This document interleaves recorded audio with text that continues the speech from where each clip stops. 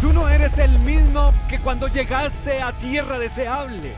No eres tu pasado, no eres lo que las personas dicen, no eres lo que la sociedad dice. Tú eres un hijo de Dios, eres amado y Él está orgulloso de ti.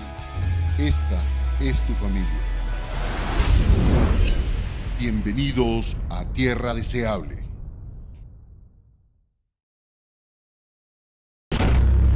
Padre, perdónalos, porque no saben lo que hacen.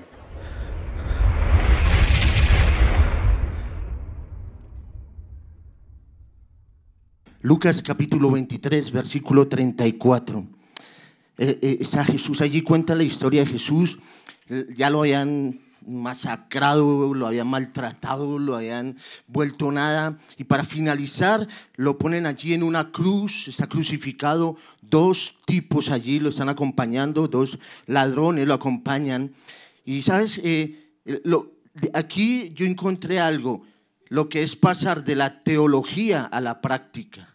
Dios pone en práctica la enseñanza. Dios pone en práctica todo lo que Él le había dicho a sus discípulos. ¿Sabes? Allí estaban todos aquellos que habían escuchado el mensaje de Jesús. Allí estaba toda esta gente que oyó acerca del perdón. Cuando Jesús habla del perdón en Mateo 18, cuando habla acerca de perdonar, cuando Pedro se le acerca y le dice, ¿cuántas veces debo perdonar? Y le dice, hasta 70 veces 7. Y aquí está el Señor, ya sin fuerza, ya está en lo último. Y saca fuerzas para clamar al Padre. Y dice, Padre, ¿sabes? Va al Padre, entendiendo que había un propósito de que Él estuviera allí en la cruz, entendiendo que había un propósito de que Él estuviera ahí, pero acude al Padre, le dice, Padre, y le dice, ¿qué? Perdónalo. ¿Sabes? No va al Padre a decirle, Padre, ayúdame, Padre, ven, mira cómo estoy, mira mi dolor, mira mi angustia. No, Él va y hace una oración intercesora e intercede por aquellos que lo habían golpeado, que lo habían herido, que lo habían ofendido. No fue a quejarse al Padre, mira lo que me hicieron, sino dice, Padre, perdónalos. ¿Sabe? Otorga el perdón. De todo lo que Él había hablado acerca del perdón, lo pone en práctica en el momento más difícil, en el momento más angustioso, en el dolor que ninguno de nosotros hemos podido llevar. El Señor va allí y da esa oración intercesora y dice, Padre, perdónalos. Wow, yo creo que los que estaban allí, los romanos, aquellos que habían dicho crucifícale, aquellos que estaban en ese lugar, se sintieron redarguidos en su corazón, ¿sabes? Yo creo que dijeron, no puede ser posible.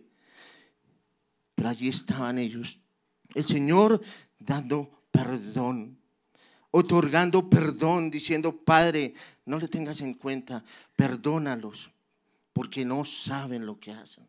¿Sabes? No conocían el propósito, no sabían lo que Dios había escrito a través de las profecías que se estaban cumpliendo en ese mismo instante. Se estaban cumpliendo las profecías acerca del Mesías y ellos no lo habían entendido. Y el Señor allí, en medio de su dolor y su angustia, entiende y discierne que ellos realmente no entendían lo que estaba pasando. Dice, Padre, perdónalos porque no saben lo que hacen.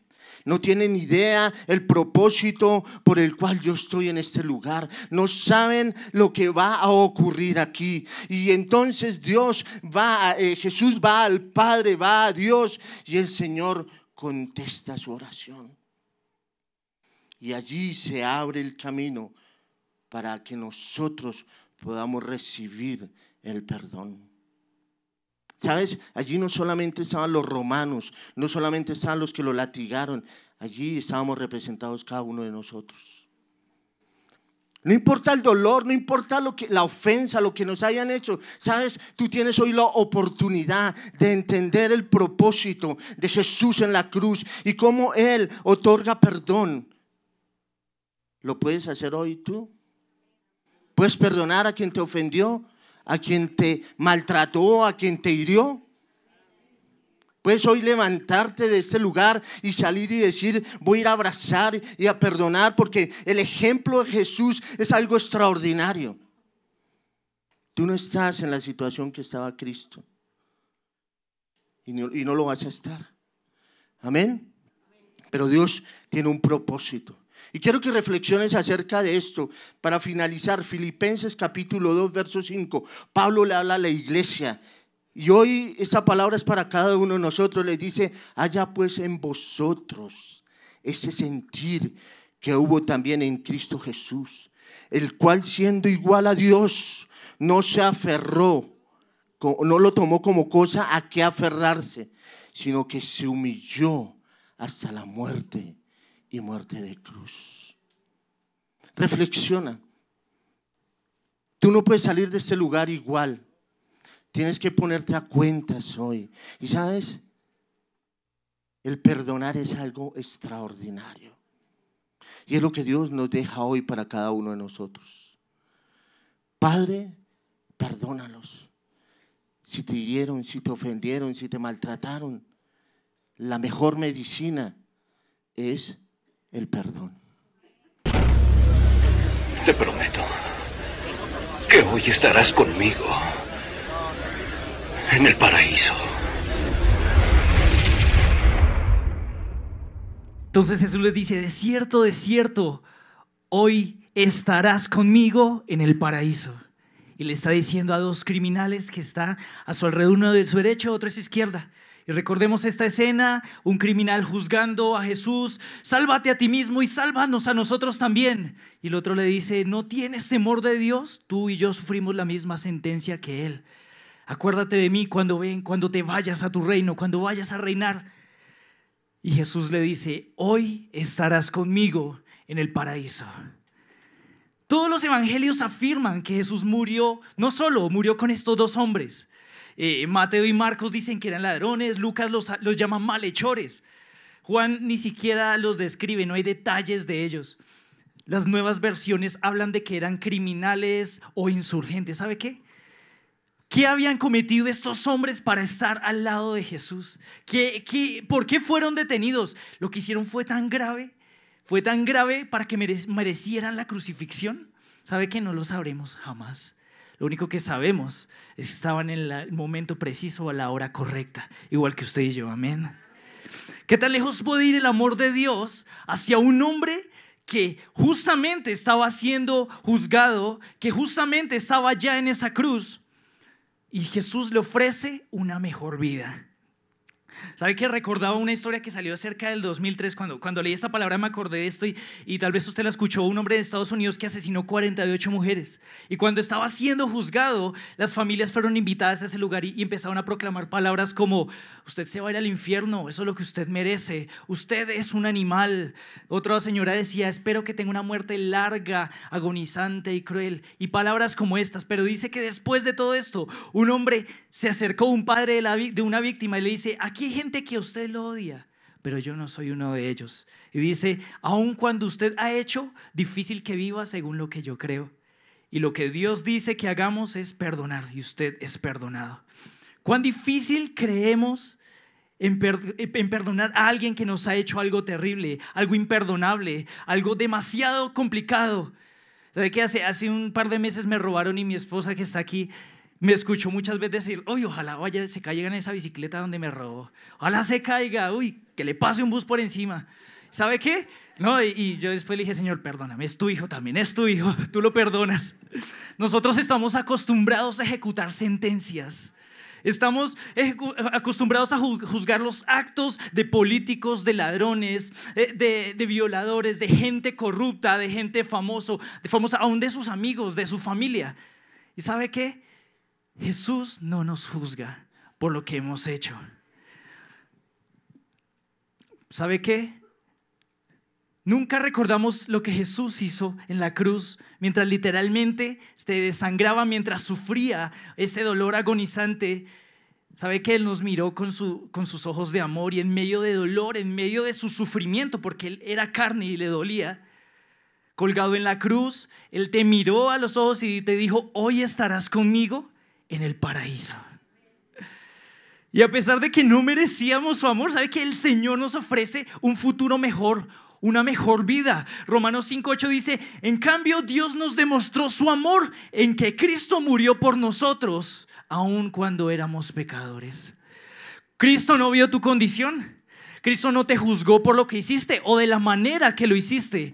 Él no te juzgó por los lugares que frecuentabas o por las páginas de internet que navegas en la noche. Cristo no vino para refutarte las palabras, las maldiciones, cada cosa que decías, cada pensamiento sucio o inmoral. Cristo vino para cargar con todo eso. Cristo vino para estar ahí en la cruz y por cada delito, grande o pequeño, no importa cuál sea que tú hayas cometido, Jesús vino a darnos un mejor futuro. Y Jesús nos dice: hoy estarás conmigo en el paraíso. Primera de Juan nos dice: en esto consiste el amor verdadero, no en que nosotros hayamos amado a Dios, sino que Él nos amó a nosotros, aleluya, y envió a su Hijo como sacrificio para quitar nuestros pecados. El criminal junto a Cristo tuvo ese privilegio cuando reconoce quién es y lo que había hecho. Le dice el ladrón al otro ladrón, le dice: tú y yo, los dos criminales se hablan entre sí, tú y yo merecemos morir por lo que hicimos, pero este hombre no ha hecho nada malo. Tú y yo éramos merecedores de la muerte, del dolor, del sufrimiento. Tú y yo merecíamos la sentencia que nos dictaba muerte. Tú y yo la merecíamos, pero Jesús nos dice hoy: estarás conmigo en el paraíso. ¿Sabe qué? Ahora, tal vez usted, como esos criminales, usted se siente juzgado. Usted se siente señalado. Ellos estaban allá arriba colgados y sí, tal vez Jesús era el centro de atención en ese momento, pero tal vez alguien dijo: este fue el que hizo aquello, este fue el que hizo esto, el que me hizo daño.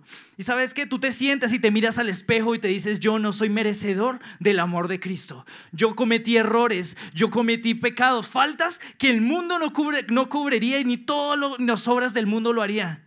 Pero sabes que cuando tú te sientes sucio y sientes que Dios ya no te escucha por lo que has hecho, el Señor te mira a los ojos y te dice: hoy estarás conmigo en el paraíso. Tú eres mi hijo. ¿Sabes qué? Cuando tú escuchas esa voz de mentira, esa voz que te está diciendo: oye, tus hijos nunca van a cambiar, oye, tú nunca vas a poder salir de ese lugar de miedo, de ese lugar de enfermedad o de ese pecado, jamás lo vas a poder abandonar. Cristo vuelve y te recuerda cuando tú te ves despreciable y te dice: yo te compré a precio de sangre. Y aun cuando te merecías esta sentencia, aun cuando merecías morir, porque tú y yo merecíamos estar allá en esa cruz, no Jesús. Tú y yo merecíamos estar allá. ¿Sabes qué? El Señor te mira a los ojos y dice: todo esto que estoy haciendo es por ti, para que hoy estés conmigo en el paraíso. No te dejes engañar de la voz interior que te juzga. ¿Sabes qué? Muchos dirán, muchos señalarán, pero tu mayor tesoro está en Jesús. No dudes de la vida que hoy Cristo te ofrece, el destino, su eternidad a su lado para siempre. Y hoy, cuando crees que no puedes ser transformado, recuerda que tú y yo éramos ese criminal que estaba al lado de Jesús mirando los ojos, y Jesús te dice: hoy estarás conmigo hoy en el paraíso.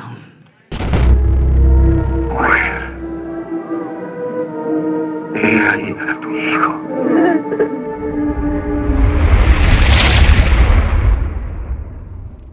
Mujer, he ahí a tu hijo. De verdad que es algo maravilloso, como Jesús en esos momentos de dolor, ya totalmente destrozado, su cuerpo vuelto una nada, voltea y mira a la que fue su mamá.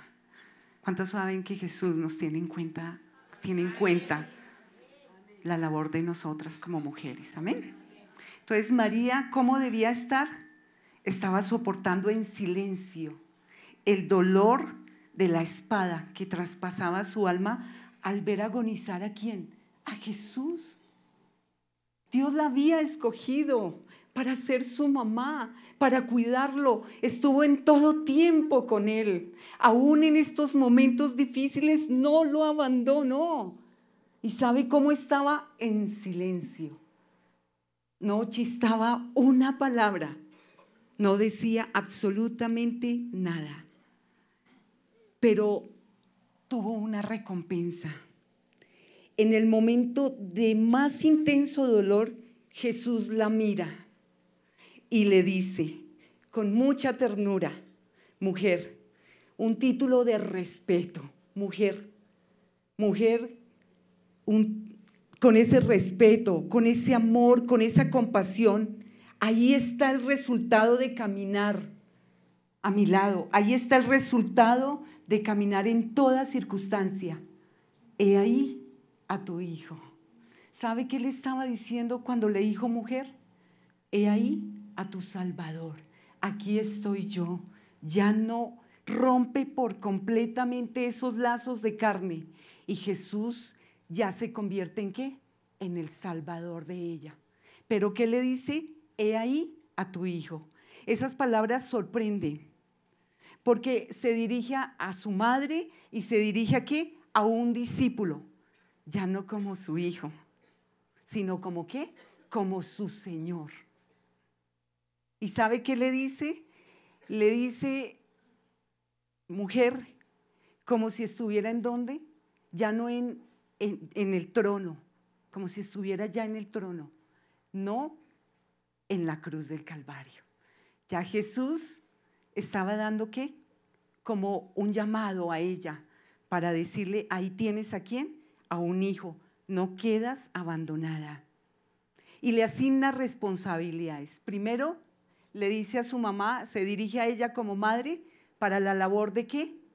De cuidar ¿a quién? Ahora a los que quedaban. Y dice que Juan, el discípulo, la toma. La Biblia dice en Hechos 1:14 que ellos perseveraban unánimes en oración junto con María, la madre de Jesús y otras personas. ¿Sabe por qué? ¿Qué significa esto? Que cuando le dice, he ahí a tu hijo, Juan la toma y se la lleva para su casa. Pero esta enseñanza se la lleva ¿a qué? A esa casa donde permanecían unánimes orando, a esa casa donde permanecían uniéndose, levantándose y ayudándose, recordando que Jesús iba a dar la promesa de su Espíritu y que ese Espíritu nos recordaría que Él volvería. Hoy, ¿cuál es el llamado de Dios para nosotros? La unidad con nuestros hijos, la unidad de hijos con padres, la unidad de hijos con su mamá, la unidad de la madre con sus hijos, la unidad de la familia. ¿Sabe la unidad para qué? Para recordarles quién es nuestro Salvador, para recordarles quién es el que los puede ayudar, para recordarles que solamente en Él hay vida eterna. Desafortunadamente vivimos en una sociedad donde nuestras palabras es ¿cuánto vas a lograr? ¿Cuánto vas a hacer? ¿Cuánto vas a tener? ¿Cuánto vas a comprar? ¿Cuántos títulos vas a tener? Pero la invitación de Jesús de esta unidad es a poder decirle a nuestros hijos, Él es mi Salvador, Él también puede ser tu Salvador. Amén. Entonces notemos que ellos se reunían a orar, no oraban a María, ni por medio de María, sino oraban ¿con quién? Con María. Y la siguiente responsabilidad, Cristo le da a Juan, lo nombra como sustituto. Juan debe cuidar y consolar a María, lo que Cristo ya no haría. Qué privilegio tan grande para Juan, ser sustituto ¿de quién? De su sustituto. ¿Cuál es la labor ahora que Dios nos pide a nosotros? ¿Por qué labor? ¿Qué podemos participar en esta comisión como la que tuvo con Juan? Tenemos una labor. Usemos nuestros pies para ir a los que necesitan de gracia y de perdón. Usemos gozoso nuestras manos para hacer el bien que Jesús haría, que Dios haría. Por favor, para hacer el bien que el Señor haría. Y usemos nuestros labios para pronunciar las palabras de consuelo que Él proclamaría. Esa es la invitación tan linda que Jesús en esos momentos hizo a las mujeres. La unidad de hijos con padres, la unidad de padres con hijos, la unidad de mostrar a nuestro Salvador. ¡Lahi! ¡Lahi! lama sabachthani. Dios mío, ¿por qué me has abandonado? Eloi, Eloi, lema sabachthani. Estas palabras las dijo Jesús, hombre. Y quiero resaltar el aspecto de Jesús, hombre, porque él mismo se identificó como el Hijo del Hombre. Jesús creció, vivió y sintió miedo, sintió hambre, sintió cansancio. Y como cada uno de nosotros, Jesús se manifestó como hombre. Tuvo anhelos, tuvo deseos, experimentó miedo y tuvo angustia como cada uno de nosotros. Pero ese hombre se diferencia de nosotros en que Jesús fue el hombre perfecto, porque fue un hombre que a pesar de ser tentado, no pecó. Y lo encontramos aquí cuando Satanás le dice, te daré todo esto, dijo, si te arrodillas y me adoras. Y Jesús le contestó, vete de aquí, Satanás, porque las Escrituras dicen, adora al Señor tu Dios y sírvele solo a Él. Entonces vemos cómo Jesús fue un hombre maravilloso, un hombre perfecto, que vino con una misión. ¿Cuál fue la misión de Jesús? Salvar a la humanidad. ¿Y cómo lo lograría? Pagando un precio. ¿Cómo salvar a la humanidad? Cristo fue hecho pecado por nosotros. Cristo estaba actuando en nombre del pueblo como su representante y en su beneficio. Cristo, el pastor dijo, un sustituto, yo diría un apoderado. Y como apoderado de cada uno de nosotros, Él sufrió y no se limitó a compartir nuestro abandono, sino que nos salvó de ellos. Soportó por nosotros y no con nosotros. El sacrificio del Gólgota asegura nuestra liberación. No fue un simple apoyo. Es muy distinto, lo hago por ustedes, que me meto en cuerpo entero, a lo hago con ustedes en que soy un simpatizante. Jesús lo hizo por nosotros. Y este fue el precio que se pagó. El Cordero de Dios se presta a ser sacrificado. Es la forma como puede salvarnos a todos nosotros. Eran tantas nuestras faltas que solo la muerte de ese justo cancelaría todas nuestras deudas. Y volvemos aquí a Jesús en la cruz. Dios mío, ¿por qué me has abandonado? Estas palabras expresan la desolación del Mesías que está afrontando el drama de la muerte. Jesús está expresando la agonía de una súplica sin respuesta. Acordémonos, si es posible, aparta de mí este cáliz, le dijo Jesús al Señor. Se siente olvidado de Dios. También está expresando la agonía de una presión insoportable. Todos los pecados de los elegidos y el infierno que se merecen se ponen sobre Él. ¿Se imaginan la carga, la tensión, la presión tan poderosa que está soportando? En su hora de mayor necesidad viene un dolor nunca experimentado, el sentimiento de sentirse abandonado por su Padre. Y sintiéndose repudiado por todos, Jesús continúa el camino del sufrimiento, solo, abandonado y en oscuridad total. Cada detalle de este terrible abandono declara el carácter atroz de nuestros pecados. Cada detalle del sufrimiento de Jesús muestra cómo fueron nuestros pecados, cómo son nuestros pecados. Pero ahí viene una pregunta, ¿por qué Dios permitiría que su propio Hijo sufriera? Y acá dice, el Padre no es caprichoso o malicioso. El propósito real de ese sufrimiento es penal. Y en penal es el justo castigo por el pecado del pueblo de Cristo. En vez de que nosotros sufriéramos, Jesús se llevó ese peso, se llevó esa carga. Él asumió la falta de cada uno de nosotros y con eso hizo que nosotros fuésemos y recibiéramos la justicia de Dios. Y aquí vale la pena hablar de una situación. En Romanos 3:5, ustedes lo pueden leer después, dice que, y no solo esto, sino que también nos gloriamos en las tribulaciones, sabiendo que la tribulación produce paciencia, y la paciencia prueba, y la prueba esperanza. Y la esperanza no nos defrauda, porque el amor de Dios ha sido derramado en nuestros corazones. Ahí encontramos todo lo que vivió Jesús.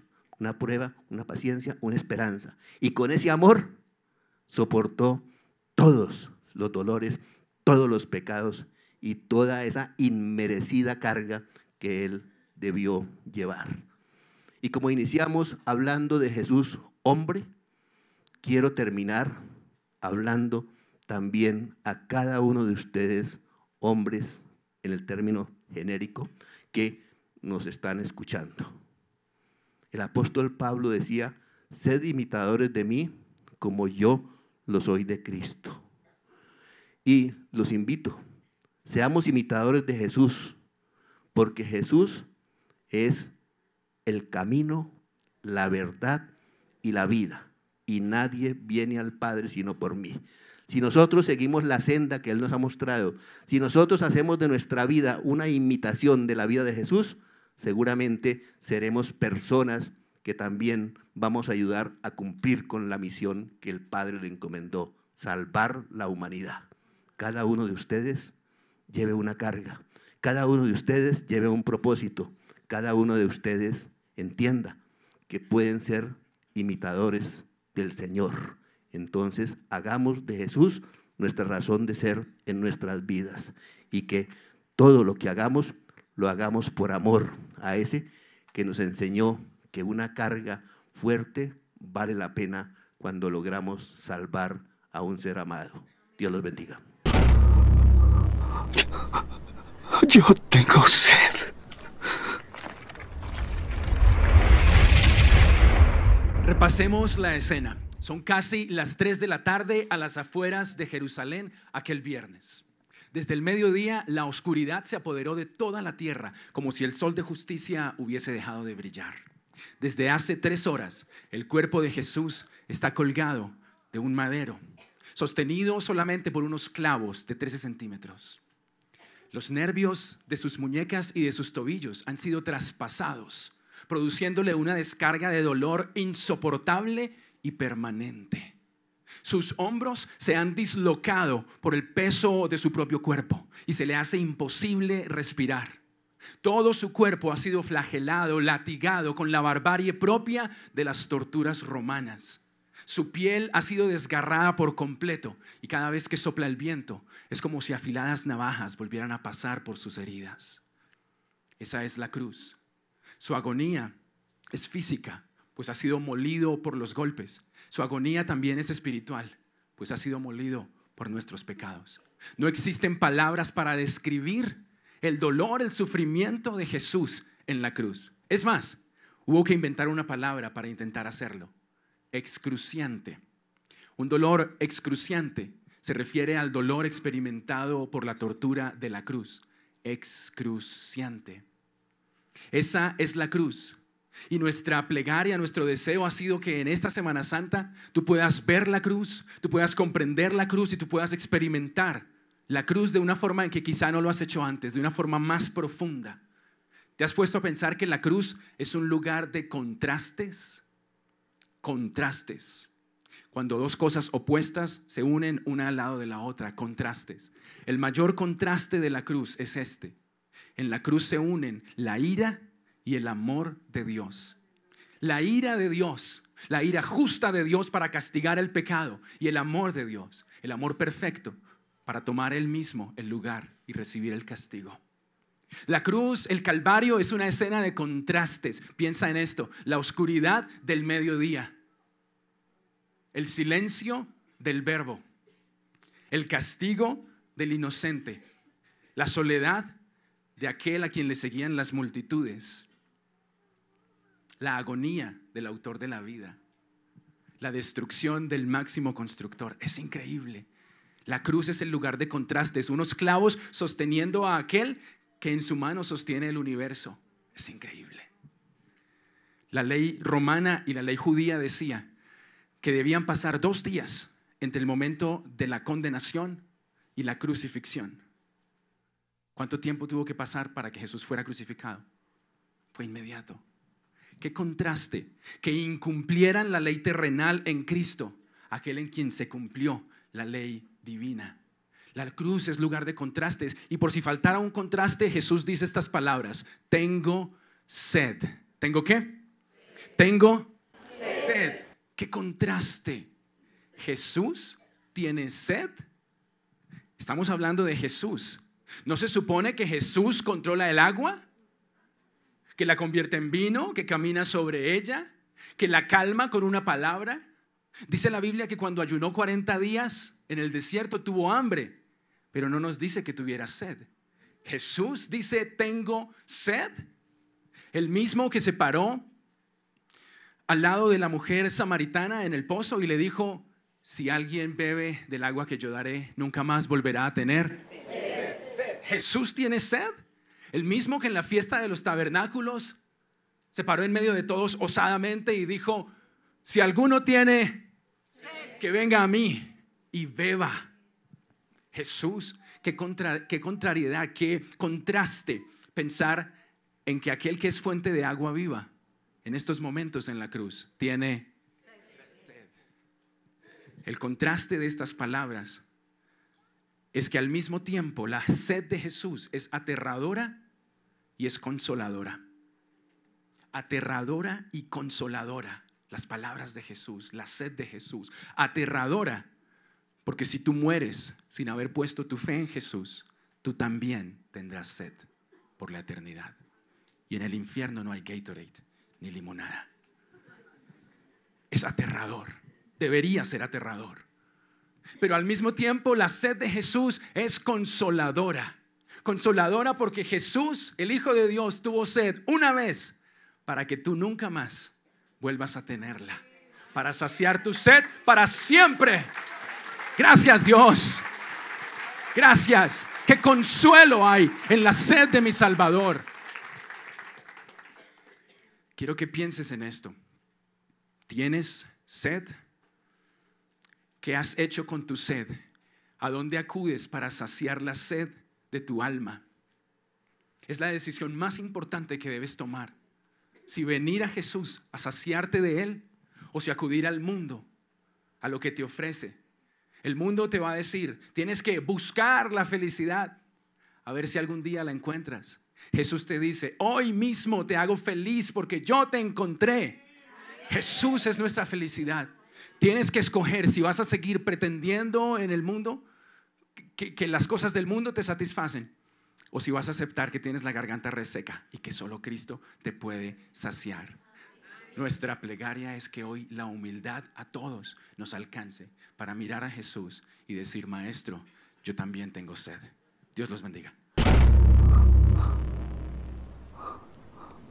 Consumado es.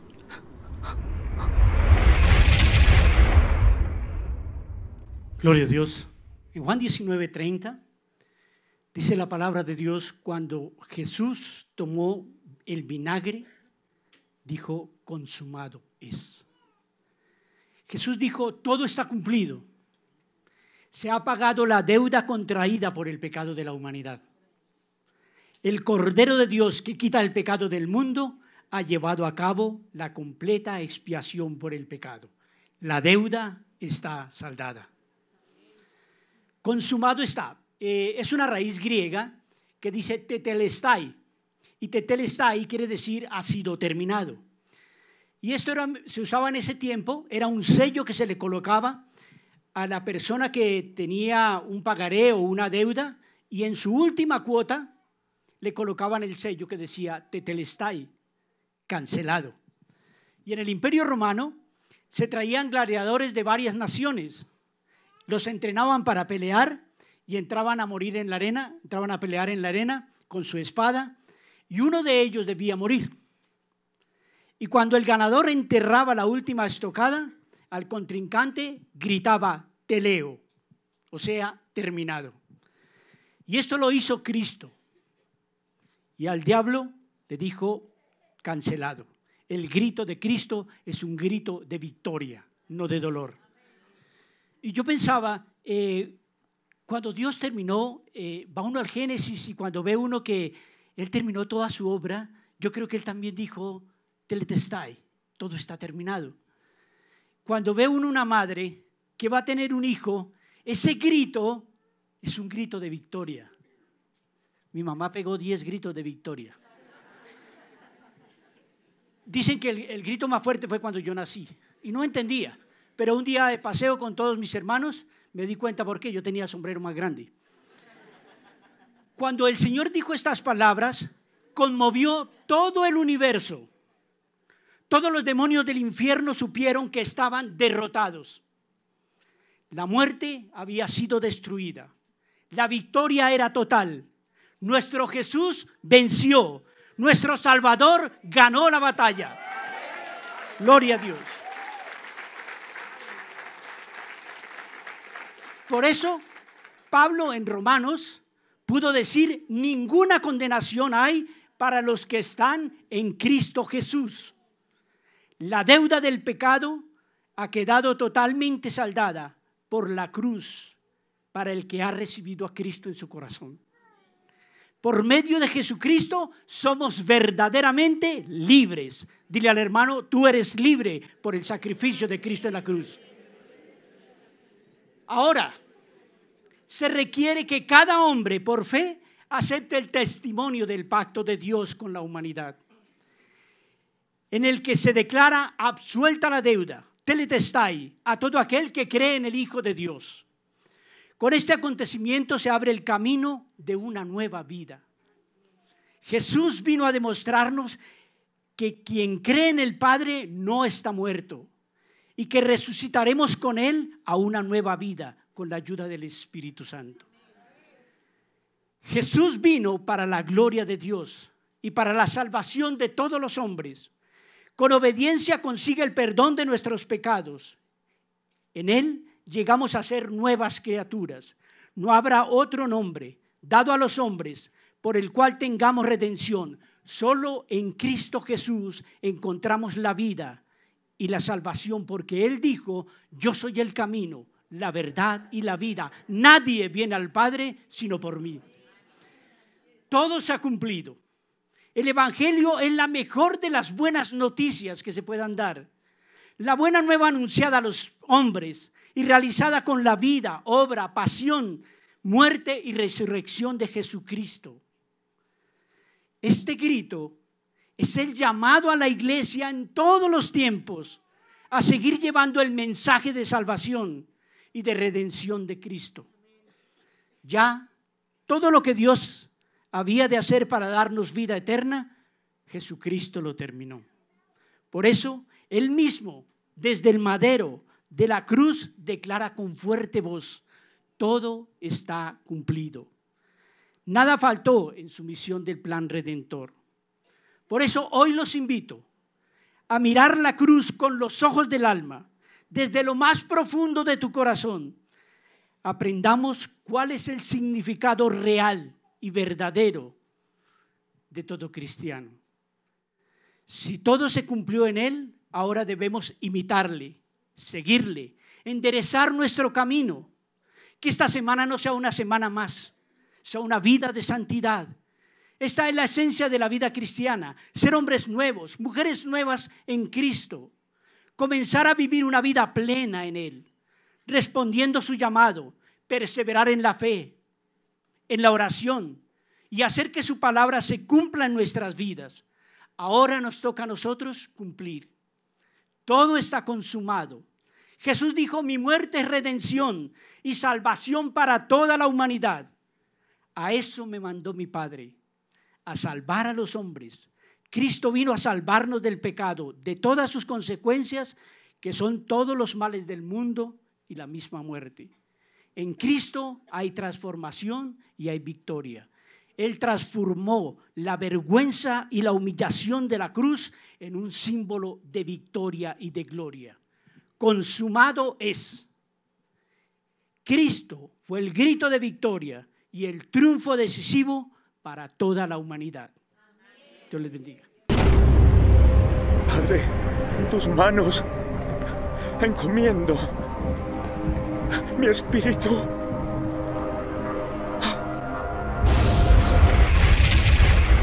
Llegamos a la última palabra, a esta estado maravilloso, ¿cierto? Y la última palabra de Jesús: Padre, en tus manos encomiendo mi espíritu. Te entrego mi espíritu. A esta palabra le llamaremos la palabra de confianza. Jesús en este momento muestra completa confianza en el Padre. Después de ser atormentado, después de todo el sufrimiento, Jesús ahora confía su vida al bondadoso y fiel, al Dios eterno. Cumplida su misión en la tierra, su obra redentora cumplida, ahora se dispone para entrar por las puertas eternas. Un día tú y yo entraremos por esas puertas eternas. Y permítame recordar el Salmo 24, en los versículos 7 al 10, que dice: ábranse portones antiguos, ábranse puertas antiguas, y dejen que entre el Rey de Gloria. ¿Quién es el Rey de Gloria? El Señor fuerte y poderoso, el Señor, el invencible en batalla.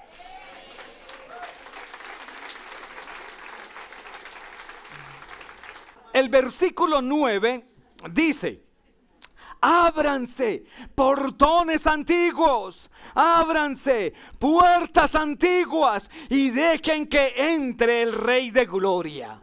¿Quién es el Rey de Gloria? El Señor de los ejércitos celestiales. Él es el Rey de Gloria, Jesucristo nuestro Señor. Aleluya. La confianza en Dios es lo que nos va a sostener en los momentos más difíciles de nuestra vida. ¿Sabe? En los tiempos que estamos viviendo en este mundo, muchas personas han perdido la esperanza, han perdido la fe y han perdido la confianza. Ahora, cuando pienso acerca de la confianza, yo quiero hacerles una pregunta. ¿Cuántos creen que Dios puede sanar?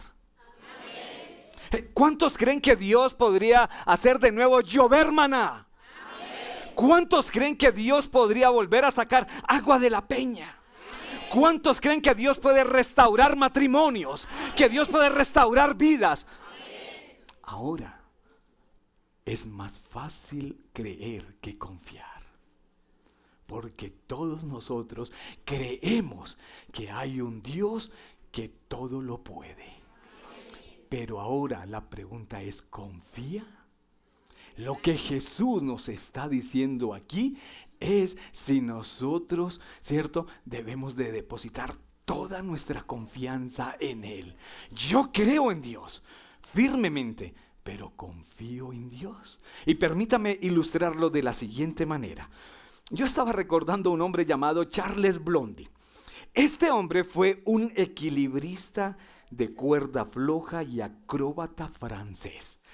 Y este hombre se hizo famoso por sus diferentes hazañas. Y un día él pensó en el año 1859, ¿sabe? Él dijo: la mayor hazaña que voy a realizar, voy a cruzar las cataratas del Niágara. Así que extendió un cordón de acero entre lado y lado, y dicen que el trayecto era más o menos de 335 metros de largo y en una altura de 50 metros. ¿Sabe? La gente llegó para ver el espectáculo. Y él empezó a pasar la cuerda. Y lo hizo, y toda la gente lo ovacionó. Después lo hizo con sus ojos vendados.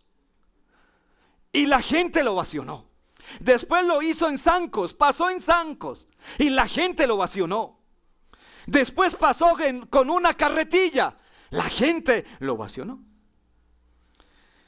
Y cuando todos estaban allí tan emocionados por la hazaña de Charles Blondin, de pronto se dirigió al público y les hizo la siguiente pregunta: ¿cuántos de ustedes creen que puedo cruzar las cataratas con un hombre dentro de la carretilla?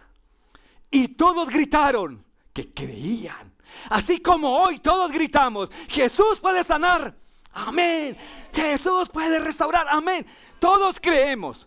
Pero ahora él les preguntó: ¿quién de ustedes se va a sentar en la carretilla?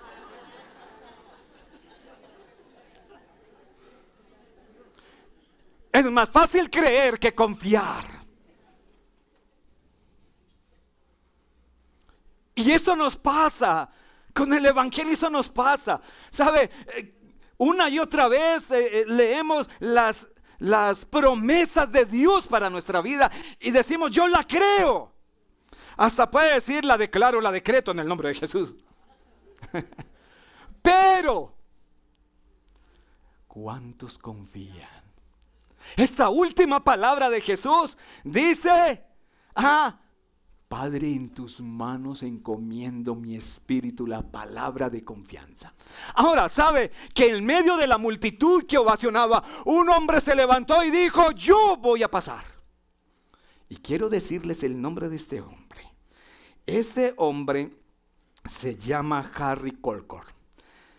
Y él era su manager, su gerente. Él lo conocía. Y cuando conocemos, empezamos a adquirir la confianza. No creemos en la persona que simplemente va pasando. Confiamos en alguien que conocemos. Y ese hombre, Harry, dijo, yo.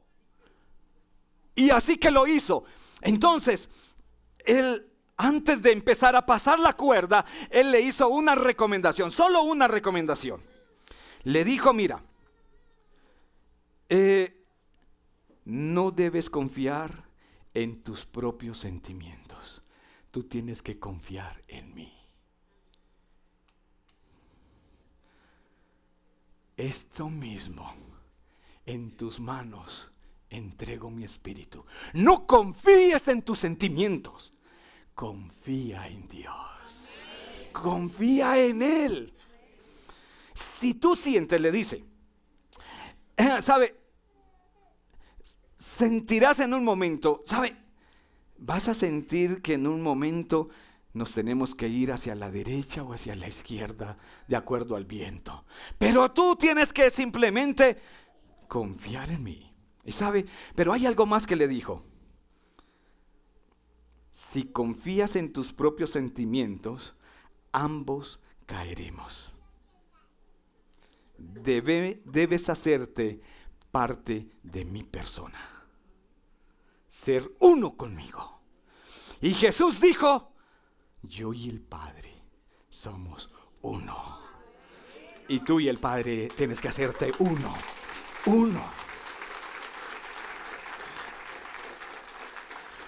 La recomendación sirvió porque se montó allí Harry y Charles lo pasó al otro lado.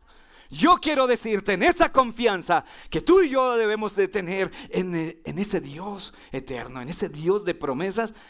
Al otro lado, Jesús te está esperando con los brazos abiertos. Pasaremos al otro lado.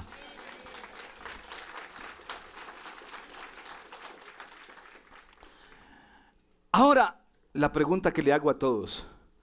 Cuando estás en medio de situaciones difíciles, ¿estás dispuesto a ponerte en manos de aquel que nos pidió que descansáramos en Él, que confiáramos en Él? Jesús dijo, vengan a mí todos los cansados, todos los cargados, todos los trabajados, que yo los haré descansar. Es su promesa de descanso para nosotros.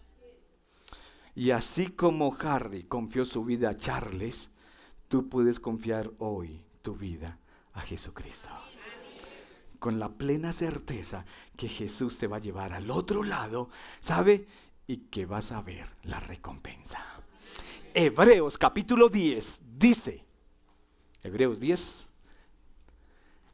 por eso no pierdan la confianza, porque esta les traerá una gran recompensa.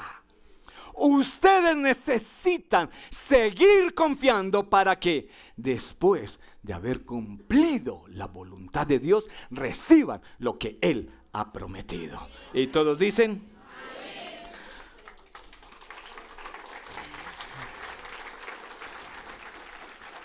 Qué bueno que aplaudieron, porque sabe, tú y yo hacemos parte de toda esa multitud que aplauden.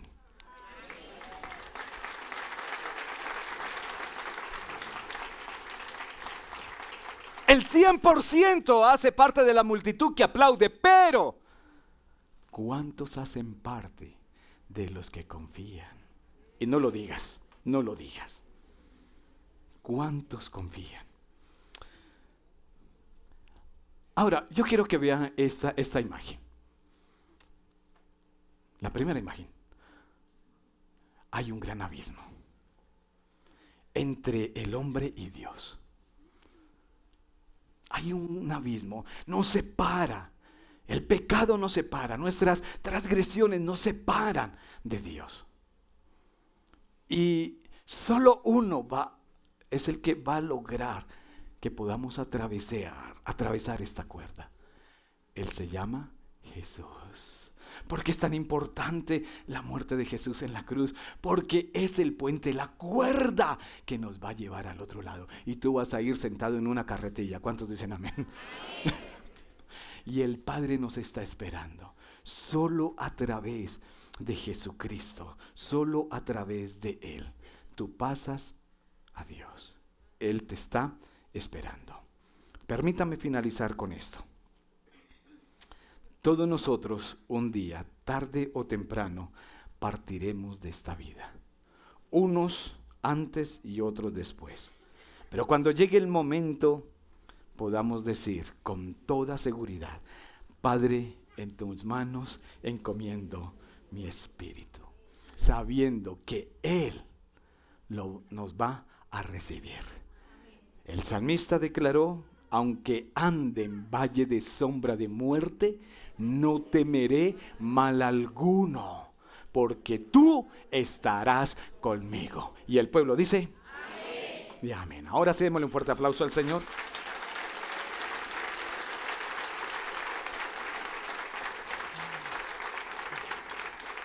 Siete palabras. Vamos a finalizar.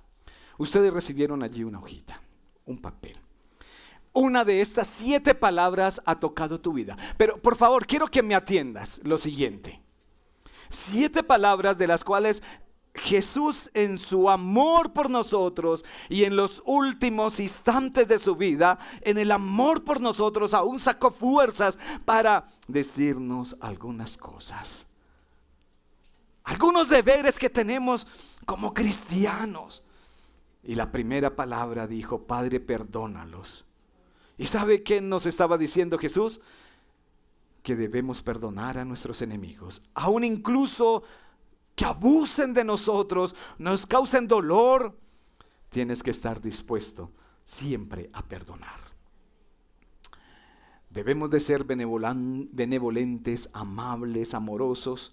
Y nuestra oración: Padre, perdónalos por lo que hacen. Quizás hoy tú quieres colocar allí, porque hemos dispuesto aquí unas cruces para que tú puedas venir y decir: yo voy a pegar esto en la cruz de Cristo. Quizás hay alguien que tú tienes que decir hoy: Señor, ayúdame para perdonar a... Y vas a colocar allí su nombre. En la segunda palabra nos dijo: hoy estarás conmigo en el paraíso. ¿Y sabe lo que Jesús estaba diciendo? Oye, si crees, si me aceptas, si me recibes, ¿sabe? Te voy a prometer algo, que estarás conmigo en el paraíso. En la tercera palabra nos enseñó el amor filial. Ah, mujer, he ahí a tu hijo, hijo, he ahí a tu madre. Nuestro deber de amar a nuestros hijos, nuestra responsabilidad por una casa, por una generación, pero ahora decirle a los hijos también de la responsabilidad por unos padres. Ellos nos cuidan de pequeños, nosotros les cuidamos en su vejez. Es la palabra en donde el Señor nos habla de responsabilidad, de cuidar, proteger, sostener a unos hijos, a unos padres hasta el final. En la cuarta palabra, nos dijo: Dios mío, ¿por qué me has abandonado? Y en esta palabra Jesús nos estaba enseñando a aferrarnos de Dios, a aferrarnos del Padre. ¿Sabe? Cualquier cosa podríamos soportar, menos el abandono del Padre, el abandono de Dios. Por eso Jesús dijo: separados de mí, nada puedes hacer. Quizás alguien aquí dice, oh, pastor, me he soltado de la mano de Dios. ¿Sabe? El abandono de Dios es lo peor. Cualquier cosa podemos soportar, menos el abandono de Dios. En la quinta palabra nos dijo, tengo sed. y lo que decía Daniel era tan interesante. De verdad, el que es el agua de vida, ¿cierto? ¿Cómo que tengo sed? Pero tan maravilloso. ¿Sabe? Nos está enseñando a valorar el cumplimiento de la palabra.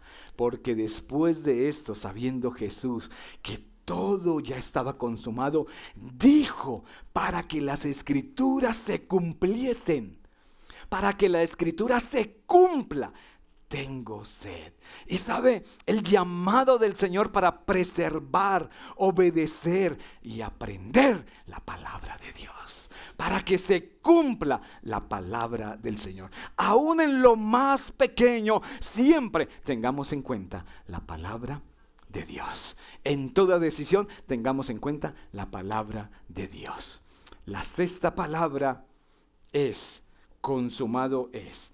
El cumplimiento de los mandatos de Dios. No descansemos hasta que el propósito por el cual Dios nos colocó en esta tierra se cumpla en nuestra vida. Para que al final de tu vida puedas levantar los ojos y decirle al Señor, consumado es. No como que, Señor, espéreme un tantico más porque esto está a medias. Señor, espéreme porque hasta ahora voy por el 25%. Señor, espéreme que estoy en el 99%. Para que tú y yo podamos decir como Jesús, Padre, 100%. Consumado es el 100%. Y finalmente la palabra de confianza. En tus manos entrego mi espíritu. El momento en el cual, ¿sabe?, como que cerramos los ojos y nos dejamos caer en Él. Y decir, en ti confío. El enemigo dijo a Jesús, Él dijo que si tú te tiras del pináculo, mandará sus ángeles para que tu pie no tropiece. Y lo que quería era que Jesús desconfiara. Pero sabe, esta es nuestra confianza en ese Dios bueno. Creemos su palabra, creemos sus promesas y confiamos 100% en Él. Tú no eres el mismo que cuando llegaste a Tierra Deseable. No eres tu pasado, no eres lo que las personas dicen, no eres lo que la sociedad dice. Tú eres un hijo de Dios, eres amado y Él está orgulloso de ti. Esta es tu familia. Bienvenidos a Tierra Deseable.